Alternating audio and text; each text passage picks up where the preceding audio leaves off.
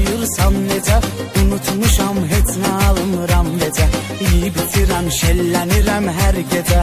Ürəyi partlasın, qoy ürəyi partlasın, ürəyi partlasın, qoy ürəyi partlasın.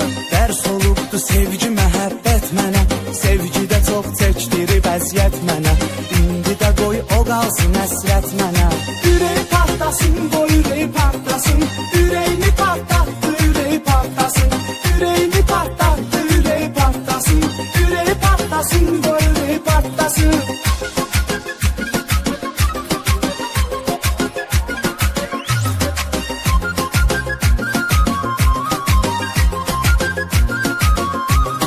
Qaqaş, əgər bu eşq sənə zülümsə, dərd eləmə, həyatın axırı ölümsə, onun acığına çalış həmişə gülümsə.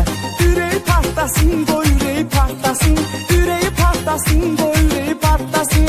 Ayağım çox deyibdi daşdan daşa, axır əvvəl hər şeyi düşdüm başa, tənha yaşa, amma ki xoşbəxt yaşa. Ürəyi partlasın, qoy ürəyi partlasın, ürəyini partlatdı, ürəyi partlasın, ürəyini partlatdı, ürəyi partlasın, ürəyi partlasın, qoy ürəyi partlasın.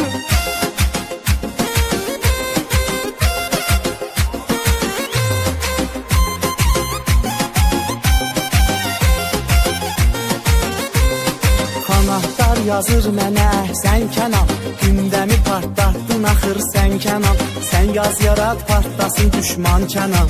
Ürəyi partlasın, qoy ürəyi partlasın, ürəyi partlasın, qoy ürəyi partlasın. Bəyənmirəm deyənlər də baxırlar, boşuna özlərin yandırıb yaxırlar. Sən davam et, qoy partlasın paxıllar. Ürəyi partlasın, qoy ürəyi partlasın, ürəyini partlatdı, ürəyi partlasın, ürəyini partlatdı, ürəyi partlasın, ürəyi partlasın, qoy ürəyi partlasın.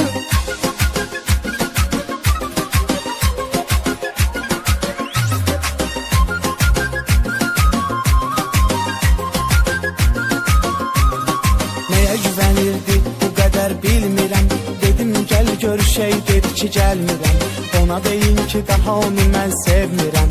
Ürəyi partlasın, qoy ürəyi partlasın, ürəyi partlasın, qoy ürəyi partlasın, ürəyi partlasın, qoy